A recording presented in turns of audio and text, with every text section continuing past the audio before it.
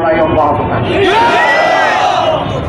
এই লড়াইয়ে ন্যায়ের পথে, সত্যের পথে, মানবতার কল্যাণের পথে যতদিন আপনারা আমাদেরকে পাবেন ততদিন আপনাদের কাছে আমরা একটুখানি ভালোবাসা চাই, আপনাদের দোয়া চাই, পরামর্শ চাই, সমর্থন চাই, সহযোগিতা চাই, পাশে চাই, আপনাদের বুকে আমাদের জন্য একটুখানি জায়গা চাই।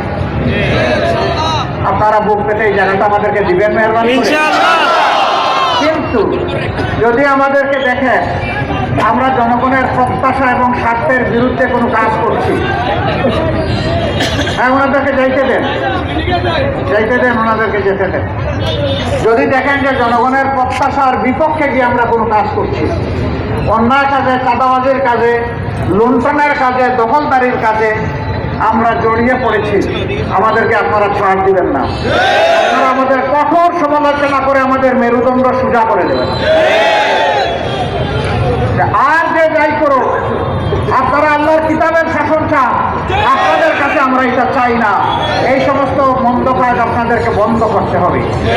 যদি এইভাবে কোনো মন্দ কাজে শয়তানের ওয়াসওয়াসায় আমরা জড়াইয়া পড়ি আর আপনারা যদি আমাদেরকে সহযোগিতা করে, ইনশাআল্লাহ দিনের পথে, ন্যায়ের পথে, সত্যের পথে, মানবতার পথে আমাদের জন্য চলা সহজ হয়ে যাবে।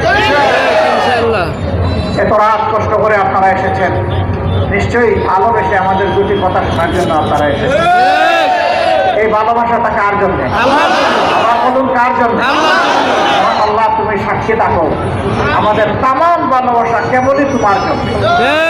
আমাদের এই ভালোবাসাটাকে তোমার মায়ার জান্নাত পর্যন্ত নিয়ে যায়। এই ভালোবাসার দ্বারা একটা ভালোবাসার বাংলাদেশ তুমি আমাদেরকে উপহার দাও। শ্রদ্ধা, ভালোবাসার একটা জাতি আমাদেরকে উপহার দাও। আমাদের সন্তানরা মাথা উঁচু করে বিশ্বের মুখে পরিচয় দিবে, আমি একজন বাংলাদেশী। এরকম একটা বাংলাদেশ আল্লাহ তুমি আমাদেরকে গড়ার শক্তি দাও। সবাইকে আন্তরিক মোবারকবাদ, ধন্যবাদ, কৃতজ্ঞতা। আসসালামু আলাইকুম ওয়া রাহমাতুল্লাহ। আল্লাহ হাফেজ। বাংলাদেশ